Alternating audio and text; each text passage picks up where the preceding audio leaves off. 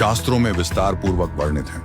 यह जीवात्मा की एक लंबी यात्रा है जिसमें उसने असंख्य जन्म लिए हैं, असंख्य कष्ट सहे हैं और अंततः यह दुर्लभ मानव जीवन प्राप्त किया है। सबसे पहले जीव को 30 लाख बार वृक्ष योनि में जन्म लेना पड़ता है। यह योनि अत्यंत दुखद और निष्क्रिय होती है। न चलने की क्षमता, न बोलने की शक्ति, न ही किसी प्रकार की अभिव्यक्ति, केवल सहना ही सहना।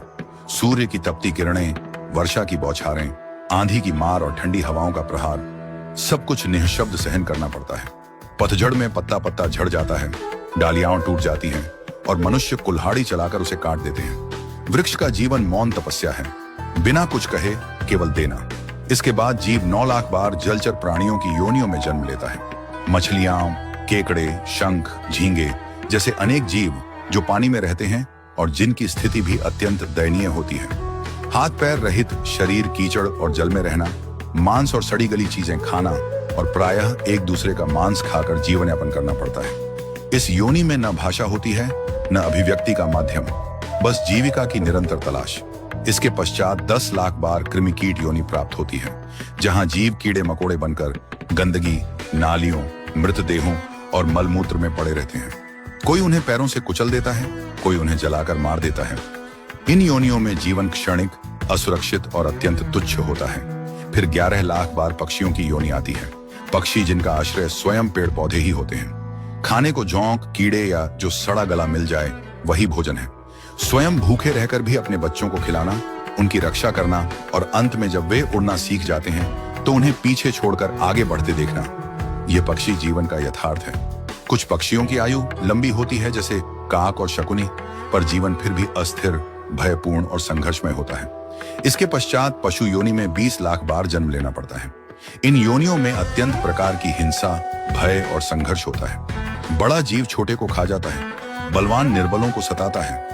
कोई केवल घास पर जीवन व्यतीत करता है तो कोई दूसरे प्राणियों का शिकार करता है। कुछ को हल खींचना पड़ता है, कुछ को गाड़ी, और फिर भी कोई ममता या दया का भाव नहीं। बीमार या घायल होने पर बोल भी नहीं सकते, उनके लिए मलमूत्र ही निवास बन जाता है।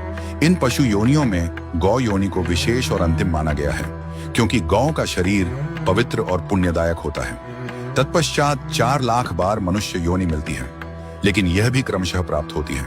सबसे पहले वनवासी, पर्वतीय या जंगली समुदायों में जन्म होता है, जैसे नागा, संथाल, कुकी आदि, जो मूल जीवन जीते हैं जहां धर्म का विशेष ज्ञान नहीं होता। फिर अदम जातियों में जन्म होता है, जो वैदिक धर्म से वंचित होते हैं, जहां मदिरा, मांस, हिंसा और अधर्म ही जीवन का अंग बन जाता है। इसके बाद शूद्र कुल, फिर वैश्य, फिर क्षत्रिय और सबसे अंत में ब्राह्मण कुल में जन्म होता है। लेकिन यह ब्राह्मण जन्म केवल एक बार मिलता है। ब्राह्मण वही है जो आत्मज्ञान से युक्त हो, जिसने ब्रह्म को जाना हो, जो जीवन को तप, संयम और सेवा में लगाता हो। यदि इस ब्राह्मण जीवन में भी जीव परमात्मा को न पहचान सका तो वह पुनः उसी 84 लाख योनियों के चक्र में भटकता रहता है। यह जीवन बार बार नहीं मिलता, यह केवल पुण्य और भगवत कृपा से ही मिलता है। भागवत के अनुसार इस संसार से पार पाने का सबसे सरल और प्रभावी मार्ग है हरि नाम स्मरण, कीर्तन, सत्संग, सेवा और भक्ति। इन उपायों से ही आत्मा शुद्ध होती है और परमात्मा के चरणों में स्थान पाती है।